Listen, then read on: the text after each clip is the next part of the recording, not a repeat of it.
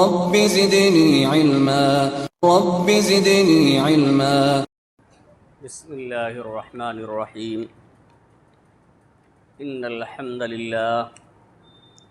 نحمده ونستعینه ونستغفره ونعوذ باللہ من شرور انفسنا ومن سیئات اعمالنا من يهده اللہ فلا مضل له ومن يضلل فلا هادی له وأشهد أن لا إله إلا الله وحده لا شريك له وأشهد أن محمدًا عبده ورسوله يا أيها الذين آمنوا اتقوا الله حق تقاته ولا تموتن إلا وأنتم مسلمون يا أيها الناس اتقوا ربكم الذي خلقكم من نفس واحدة وخلق منها زوجها وبث منهما رجالا كثيرا ونساء واتقوا الله الذي تساءلون به والأرحام إن الله كان عليكم رقيبا يا أيها الذين آمنوا اتقوا الله وقولوا قولا سديدا يصلح لكم أعمالكم ويغفر لكم ذنوبكم ومن يطع الله ورسوله فقد فاز فوزا عظيما أما بعد فإن خير الحديث كتاب الله وخير الهدي هدي محمد صلى الله عليه وسلم وشر الأمور محدثاتها وكل محدثة بدعة وكل بدعة ضلالة وكل ضلالة في النار. فاعوذ باللہ من الشیطان الرجیم بسم اللہ الرحمن الرحیم فبما رحمة من اللہ لنت لهم ولو كنت فظا غلیظ القلب لانفضوا من حولك فاعف عنهم واستغفر لهم وشاورهم في الأمر فإذا عزمت فتوکل على الله إن الله يحب المتوکلین. وقال رسول اللہ صلی اللہ علیہ وسلم انما بعثت لأتمم مکارم الاخلاق.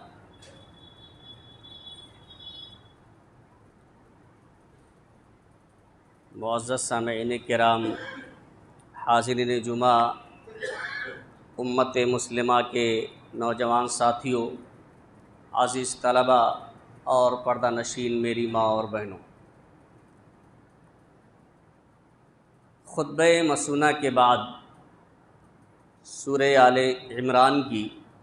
159 نمبر آیت کریمہ آپ حضرات کے سامنے تلاوت کی گئی ہے.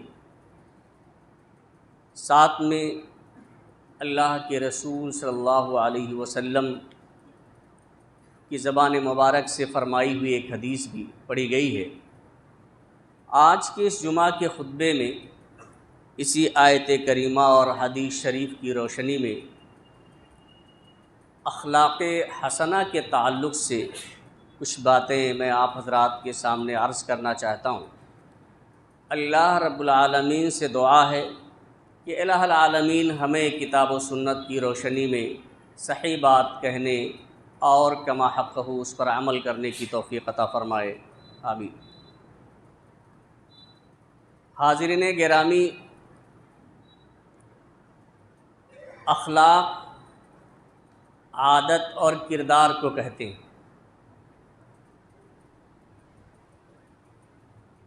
اخلاق حسنہ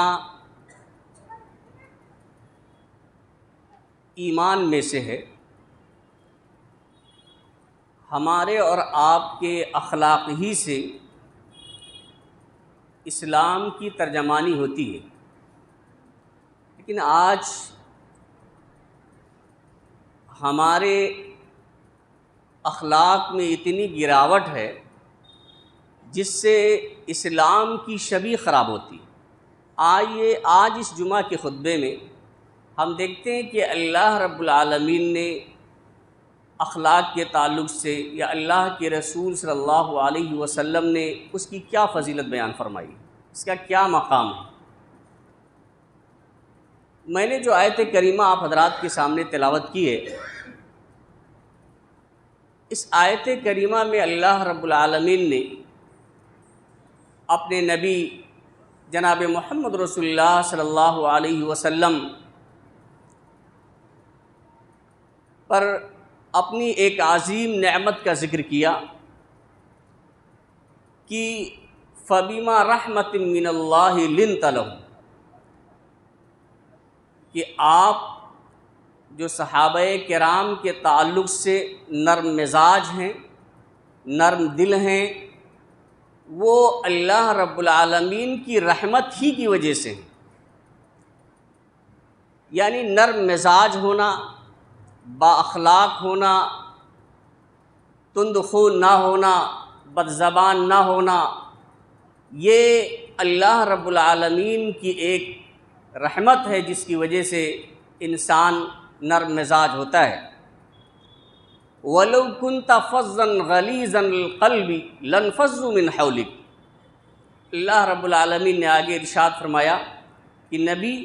اگر آپ بد زبان ہوتے،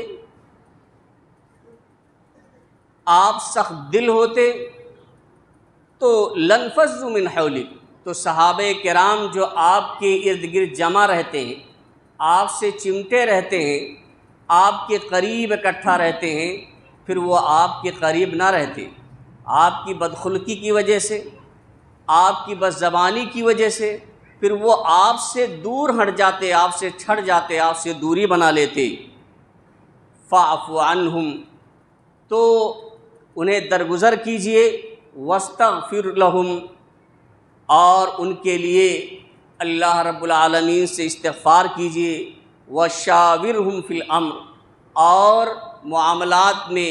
کام میں ان سے مشورہ کیا کیجئے۔ فَإِذَا عَزَمْتَ فَتَوَكَّلْ عَلَى اللَّهِ، اور جب آپ کسی کام کا پختہ ارادہ کر لیں تو اللہ پر بھروسہ کریں۔ ان اللہ یحب المتوکلین، اللہ رب العالمین بھروسہ کرنے والوں کو پسند فرماتا ہے۔ اصل میں غزوہ احد جو سن 3 ہجری میں پیش آیا، اس غزوے میں مسلمانوں سے ایک خوفناک غلطی ہوئی، وہ یہ کہ جب اللہ کے رسول صلی اللہ علیہ وسلم کی جھوٹی خبر کی شہادت ہوئی تو مسلمان میدان چھوڑ کر چلے گئے۔ یہ بہت بڑی غلطی تھی، لیکن جب اللہ کے رسول صلی اللہ علیہ وسلم نے پھر لوگوں کو دعوت دی تو صحابہ کرام اکٹھا ہوئے۔ اس موقع پر اللہ کے رسول صلی اللہ علیہ وسلم نے کسی صحابی کو برا بھلا نہیں کہا، کسی کی سرزنش نہیں کی، کسی پہ لعن طعن نہیں کی۔ اسی کا ذکر اللہ رب العالمین نے کیا ہے کہ آپ جو ان کے لیے نرم دل ہوئے، آپ نے جو ان صحابہ کرام کے لیے نرمی اختیار کی اس موقع پر، جبکہ بہت بڑا جرم ان سے ہو گیا تھا، بہت بڑی غلطی ہو گئی تھی اور مسلمانوں کا کافی نقصان ہوا، تو اس موقع پر جو آپ نرمی سے پیش آئے ہیں یہ بھی اللہ رب العالمین کی رحمت کی وجہ سے ہے۔ اور اگر آپ نرمی نہ برتتے، آپ بد زبانی کرتے، آپ برا بھلا کہتے تو یہ لوگ آپ سے راہ فرار اختیار کر لیتے۔ تو اس آیت میں اللہ رب العالمین نے اللہ کے رسول صلی اللہ علیہ وسلم کے اخلاق کریمانہ کا ذکر کیا ہے کہ آپ نرم مزاج تھے، اور آپ صلی اللہ علیہ وسلم کی یہی خوبی، یہی صفت تمام مسلمانوں کے اندر پائی جانی چاہیے۔ اللہ کے رسول صلی اللہ علیہ وسلم نے کئی احادیث میں اس اخلاق کی طرف ابھارا ہے۔ اللہ کے رسول صلی اللہ علیہ وسلم نے فرمایا، خطبہ مسونہ کے بعد جو حدیث میں نے پڑھی ہے اس میں اللہ کے رسول صلی اللہ علیہ وسلم نے فرمایا کہ بعثت لأتمم مکارم الاخلاق، میں مکارم اخلاق کی تکمیل کے لیے بھیجا گیا ہوں، میں اس لیے بھیجا گیا ہوں کہ اچھے اخلاق کی تکمیل کر دوں۔ اور بعض روایت میں آتا ہے صالح الاخلاق، یعنی اچھے اخلاق کی تکمیل کے لیے میں بھیجا گیا ہوں۔ ایک موقع پر اللہ کے رسول صلی اللہ علیہ وسلم نے فرمایا کہ الا اخبرکم باحبکم الی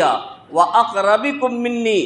مجلسا یوم القیامہ یقولها 3 مرات۔ آپ صلی اللہ علیہ وسلم 3 مرتبہ صحابہ کرام سے یہ فرما رہے تھے کہ کیا میں تمہیں اس شخص کے بارے میں خبر نہ دے دوں، میں تمہیں نہ بتا دوں جو میرے نزدیک سب سے زیادہ محبوب ہے اور قیامت کے دن جو مجھ سے سب سے زیادہ قریب ہوگا۔ قیامت کے دن جو شخص مجھ سے زیادہ قریب ہوگا اور میرے نزدیک جو سب سے زیادہ محبوب ہے، کیا میں ایسے شخص کے بارے میں تمہیں نہ بتلاؤں؟ تو اور یہ آپ صلی اللہ علیہ وسلم نے 3 مرتبہ فرمایا تو صحابہ کرام نے کہا قلنا بلا یا رسول اللہ، ہم نے کہا کیوں نہیں، اللہ کے رسول صلی اللہ علیہ وسلم ضرور بتائیے۔ تو قال احسنکم اخلاقا، آپ صلی اللہ علیہ وسلم نے اپنی زبان مبارک سے ارشاد فرمایا کہ میرے نزدیک سب سے زیادہ محبوب وہ ہے اور مجھ سے قیامت کے دن سب سے زیادہ قریب وہ شخص ہوگا جس کا اخلاق اچھا ہو، جس کا کردار اچھا ہو، جس کے اعمال اچھے ہوں۔ اور ایک دوسری روایت کے اندر اللہ کے رسول صلی اللہ علیہ وسلم نے فرمایا من احب للہ وابغض للہ واعطى للہ ومنع للہ فقد استکمل الایمان، جس نے اللہ کے لیے محبت کی، اللہ کے لیے دشمنی کی، اللہ کی رضا کے لیے دیا اور اللہ ہی کی رضا کے لیے دینے سے منع کر دیا، فقد استکمل الایمان، تو اس نے اپنا ایمان مکمل کر لیا۔ آگے اللہ کے رسول صلی اللہ علیہ وسلم نے فرمایا اسی حدیث کے اندر وَإِنَّ أَفْضَلَكُمْ أَحْسَنُكُمْ أَخْلَاقًا، تم میں سب سے افضل وہ ہے، سب سے بہتر وہ ہے جو اخلاق کے اعتبار سے اچھا ہو، جو اپنے کردار کے اعتبار سے اچھا ہو، وہ تم میں سب سے بہتر ہے۔ وَإِنَّ مِنَ الْإِيمَانِ حُسْنَ الْخُلُقِ، اور اچھا اخلاق، اچھی عادت، اچھا کردار یہ ایمان میں سے ہے۔ حاضرین گرامی، اسی طرح سے ایک دوسری روایت کے اندر اللہ کے رسول صلی اللہ علیہ وسلم نے اچھے اخلاق کی فضیلت اس طرح سے بیان فرمائی کہ اکمل المؤمنین ایمانا احسنہم خلقا، کہ مومنوں میں کامل ایمان والا وہ ہے جو اچھے اخلاق والا ہے، اچھی عادتوں والا ہے، اچھی خصلتوں والا ہے۔ وَخِيَارُكُمْ خِيَارُكُمْ لِأَهْلِهِ، اور تم میں سب سے بہتر وہ لوگ ہیں جو اپنے گھر والوں کے لیے، اپنے بال بچوں کے لیے بہتر ہیں۔ یعنی ان کے دیکھیں اخلاق صرف غیروں ہی کے سامنے نہیں بلکہ غیروں کے سامنے بھی اچھے اخلاق کا مظاہرہ کرنا چاہیے، اور اپنے بال بچوں، اپنے اعزاء و اقرباء کے درمیان بھی اچھے اخلاق کا ہی مظاہرہ ہونا چاہیے۔ ایسا نہیں کہ باہر تو دوسروں سے بہت ہی خندہ پیشانی کے ساتھ ملتا ہے، آدمی ہنس کر کے بات کرتا ہے، لوگوں کو خوش کر دیتا ہے، لیکن گھر میں آتا ہے تو بدخلقی کا مظاہرہ کرنے لگے اور پورا گھر سر پہ اٹھا لے، لوگ اس کے خوف سے دہشت میں رہیں، پریشان رہیں۔ نہیں، بلکہ اخلاق باہر بھی ضروری ہے اور اپنے اہل خانہ کے لیے بھی ضروری ہے۔ اسی لیے اللہ کے رسول صلی اللہ علیہ وسلم نے فرمایا کہ خیارکم خیارکم لأہلی، تو لأہلہ، تم میں سب سے بہتر وہ ہے جو اپنے گھر والوں کے لیے بہتر ہے۔ حاضرین گرامی، تو یہ پتہ کیسے چلے کہ آدمی اچھے اخلاق کا ہے؟ ہمارے اخلاق کا مظاہرہ کیسے ہوگا؟ اس کا ظہور کیسے ہوگا؟ کیسے پتہ چلے کہ ہم اچھے اخلاق والے ہیں؟ حاضرین گرامی، بہت سی چیزیں ہیں جن سے اخلاق کا پتہ چلتا ہے، لیکن ایک دو کا ذکر میں آپ کے سامنے کرتا ہوں جس سے یہ پتہ چلتا ہے کہ انسان کا اخلاق کیسا ہے، اس کا کردار کیسا ہے، اس کے اعمال کیسے ہیں۔ ایک تو یہ ہے زبان، انسان زبان کس طرح کا استعمال کرتا ہے، گفتگو کس طرح سے وہ کرتا ہے، ایک دوسرے سے ملتا ہے، چاہے اس کا وہ دوست ہے، چاہے وہ دشمن ہے، چاہے اس کے ساتھ اچھائی کا معاملہ کرنے والا ہے یا اس کے ساتھ دشمنی رکھنے والا ہے، اس سے جب ملتا ہے تو کس طرح سے گفتگو کرتا ہے، کس طرح سے ملتا ہے، کیسا کلام کرتا ہے، زبان سے پتہ چل جاتا ہے کہ انسان کا اخلاق اور اس کا کردار کیسا ہے۔ ایک روایت ہے جس کی راویہ حضرت عائشہ صدیقہ رضی اللہ تعالیٰ عنہ ہیں، حضرت عائشہ صدیقہ رضی اللہ تعالیٰ عنہ ہیں، روایت کرتی ہے، بخاری شریف کی روایت ہے کہ ایک شخص اللہ کے رسول صلی اللہ علیہ وسلم کی خدمت میں حاضر ہونے کی اجازت مانگتا ہے، تو آپ صلی اللہ علیہ وسلم کہتے ہیں اذنوا لہ، اسے اجازت دے دیجئے۔ جب معلوم ہوتا ہے، نام بتایا جاتا ہے، پہلے آپ پوچھتے ہیں کون ہیں، تو آپ صلی اللہ علیہ وسلم کہتے ہیں اجازت دے دیجئے۔ لیکن آپ صلی اللہ علیہ وسلم گھر میں کہتے کیا ہیں؟ بئس اخو العشیرہ او ابن العشیرہ، معاشرے کا سب سے برا آدمی، معاشرے کا بہت انتہائی برا اور خراب آدمی ہے، مدینے کا یہ انتہائی برا اور خراب آدمی ہے، یہ آپ صلی اللہ علیہ وسلم کہتے ہیں اس شخص کے بارے میں۔ اور اس کے بعد فلما دخل، حدیث کے الفاظ ہیں، لیکن جب وہ آپ صلی اللہ علیہ وسلم کی خدمت میں آ جاتا ہے، اسے اجازت ملتی ہے، آپ صلی اللہ علیہ وسلم کے پاس آتا ہے، تو الان لہ الکلام، تو آپ صلی اللہ علیہ وسلم بڑی نرمی سے اس سے گفتگو کرتے ہیں۔ آپ کا یہ جملہ کہ مدینے کا، اس معاشرے کا سب سے خراب آدمی ہے، انتہائی قبیح آدمی ہے، لیکن وہ قبیح آدمی جس کے بارے میں آپ خود کہتے ہیں، اور جب وہ آتا ہے تو الان لہ الکلام، آپ صلی اللہ علیہ وسلم اس سے بڑی نرمی سے گفتگو کرتے ہیں۔ اور تو کہتے ہیں، حضرت عائشہ کہتی ہیں قلت یا رسول اللہ قلت الذی قلت، حضرت عائشہ کہتی ہیں کہ میں نے کہا اللہ کے رسول صلی اللہ علیہ وسلم آپ نے تو اس آدمی کے بارے میں ایسا ایسا کہا کہ انتہائی برا آدمی ہے، انتہائی خراب آدمی ہے، لیکن اس کے باوجود ثم النت لہ الکلام، لیکن بڑی نرمی سے آپ نے گفتگو کی، تو اور خندہ پیشانی کے ساتھ آپ ملے، بڑی پرتفاق سے ملے، مختلف طرح کے الفاظ ہیں۔ تو اللہ کے رسول صلی اللہ علیہ وسلم نے فرمایا یا عائشہ ان شر الناس من ترکہ الناس او ودعہ الناس اتقاء فوشہ، کہ وہ لوگوں میں سب سے برا آدمی ہے جس کی بد زبانی کی وجہ سے، جس کی بد کلامی کی وجہ سے، فحش گوئی کی وجہ سے، جس کے پاس لوگ آنا چھوڑ دیں،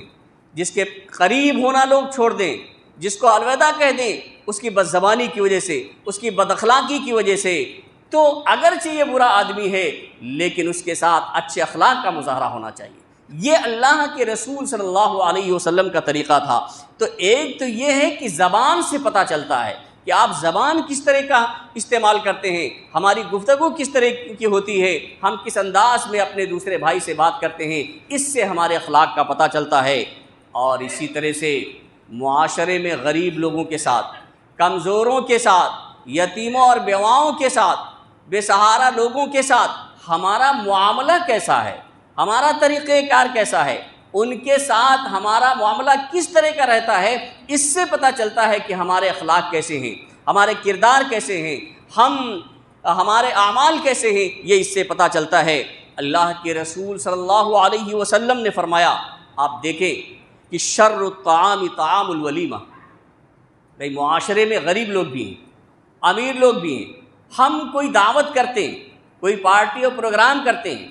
اس میں ان امیروں کو پوچھ لیتے ہیں، ان امیروں کو بلا لیتے ہیں جو آنا نہیں چاہتے، 10 مرتبہ آپ ان کو کال کرنا پڑتا ہے، ان کو بلانے کے لیے آدمی بھیجنا پڑتا ہے، وہ آنا بھی نہیں چاہتا، نہ اس کو کھانے کی بہت زیادہ ضرورت ہے، اس کو بلاتے ہیں۔ لیکن جو غریب ہے، جو محتاج ہے، جو فقیر ہے، جو حاجت مند ہے، ایک ٹائم کا کھانا مل جائے تو اس کے لیے بہت ہی اچھا ہوگا، ایسے شخص کو نہیں بلاتے، ایسے شخص کو اگر آ بھی گیا مانگنے والا ہے تو دھتکار دیا جاتا ہے۔ اللہ کے رسول، یہ اخلاقی گراوٹ ہے۔ اللہ کے رسول صلی اللہ علیہ وسلم نے فرمایا شر الطعام طعام الولیمہ، کہ ولیمے کا سب سے برا کھانا وہ ہے یدعى لہ الاغنیاء، جس میں صرف مالداروں کو بلایا جائے، ویترک الفقراء، اور محتاجوں کو چھوڑ دیا جائے، انہیں دھتکار دیا جائے۔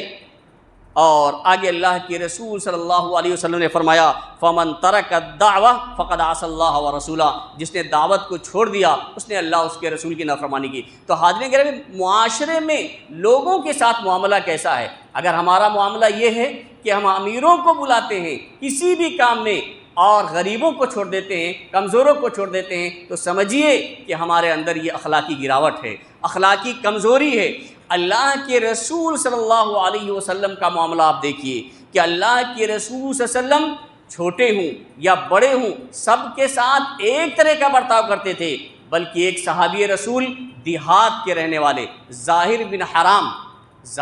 حرام ایک صحابی رسول ہیں،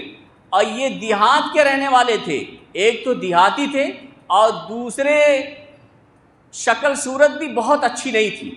شکل صورت بھی ان کی بہت اچھی نہیں تھی، لیکن اللہ کے رسول صلی اللہ علیہ وسلم ان سے بڑی محبت کیا کرتے تھے، ان سے اللہ کے رسول اللہ بڑی محبت کرتے تھے،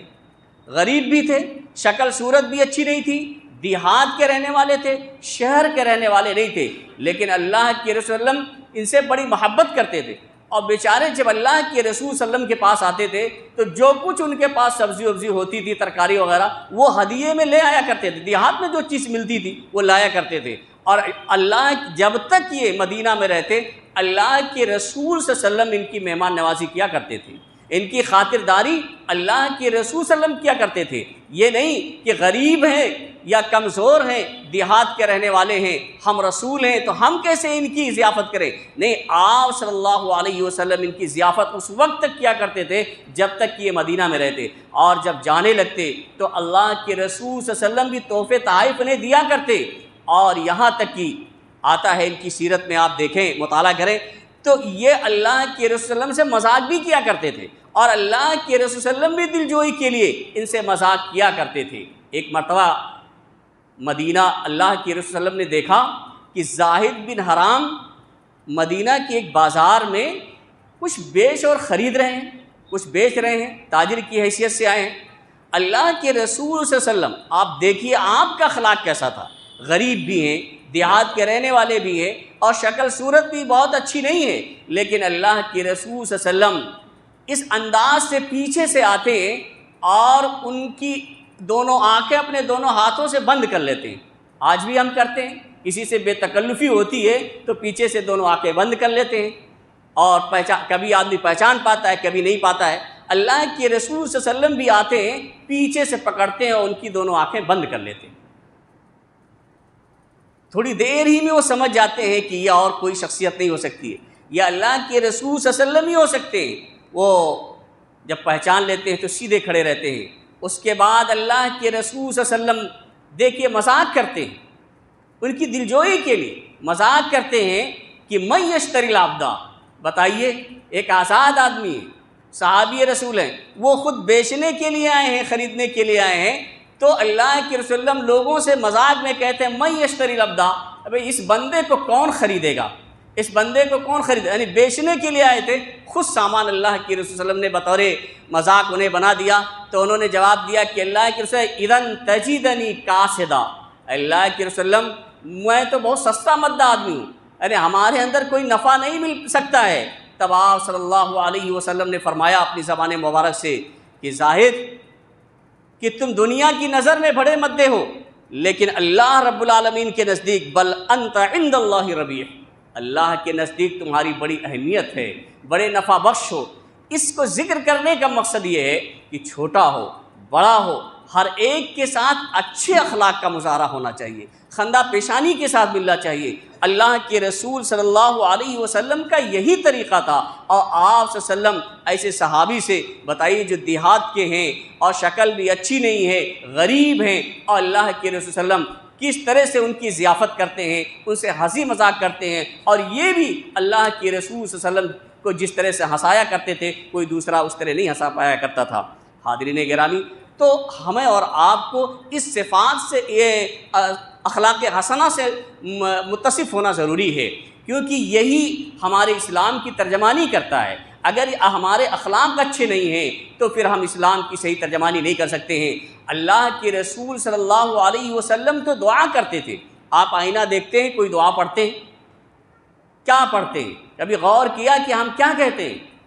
اللہم کما حسنت خلقی، اے اللہ جس طرح سے تو نے میری صورت کو، میری تخلیق کو خوبصورت بنایا ہے، میری صورت کو خوب اچھے طریقے سے پیدا کیا ہے، تمام آسا صحیح سالم ہیں، جس طرح سے مجھے خوبصورت بنایا ہے، فحسن خلقی، تو میرے اخلاق بھی سنوار دے، یعنی میرے اخلاق بھی اچھا بنا دے۔ یہ ہم اور آپ دعا کرتے ہیں، اور اللہ کے رسول صلی اللہ علیہ وسلم اپنی دعا میں یہ کہا کرتے تھے کہ بعض روایت میں اس طرح سے ہے، اللہم احسنت خلقی، یعنی اللہ کے رسول صلی اللہ علیہ وسلم یہ دعا کرتے تھے کہ اللہ تو نے میری تخلیق یعنی میری صورت اچھی بنائی ہے، فاحسن خلقی، تو میرے اخلاق بھی اچھا بنا دے، یعنی میرے اخلاق بھی سنوار دے۔ تو حاضرین گرامی، یہ اخلاق حمیدہ یا اچھے اخلاق ہمارے اور آپ کے لیے بے حد ضروری ہیں۔ جب ہم بزبان ہوں گے تندخو ہوں گے، ہمارے اخلاق اچھے نہیں ہوں گے، تو پھر ہم اسلام کی صحیح ترجمانی نہیں کر سکتے ہیں۔ اللہ کے رسول صلی اللہ علیہ وسلم کا جو اخلاق تھا اور آپ صلی اللہ علیہ وسلم نے جو اخلاق کا عملی نمونہ پیش کیا ہے، اس پر ہمیں اور آپ کو عمل کرنا چاہیے اور اس طرح کا اخلاق اپنے اندر پیدا کرنا چاہیے۔ اللہ کے رسول صلی اللہ علیہ وسلم کے بارے میں اللہ تعالیٰ نے فرمایا وَإِنَّكَ لَعَلَىٰ خُلُقٍ عَظِيمٍ، کہ آپ صلی اللہ علیہ وسلم اخلاق کے اعلیٰ نمونے پہ فائز ہیں، یعنی اعلیٰ نمونے پہ آپ صلی اللہ علیہ وسلم فائز ہیں۔ تو اسی طرح کا اخلاق ہمیں اور آپ کو بھی پیش کرنا ہے، اور یہ اخلاق ایمان میں سے ہے۔ اگر ہمارے اخلاق صحیح نہیں ہیں، ہمارے کردار صحیح نہیں ہیں، تو آپ سمجھ لیجئے کہ ہمارے ایمان میں کمی ہے، ہمارے ایمان میں نقص ہے، ہمارے ایمان میں عیب پایا جاتا ہے، اور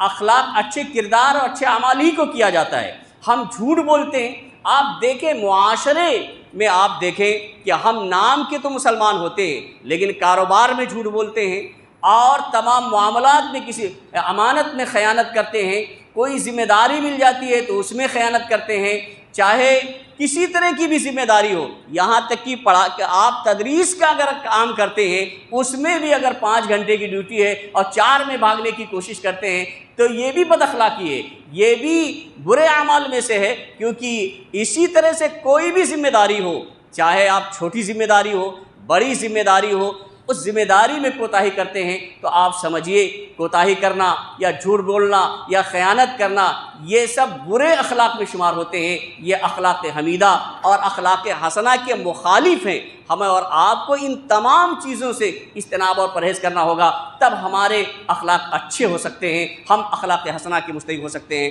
اللہ رب العالمین سے دعا ہے کہ الہ العالمین ہمارے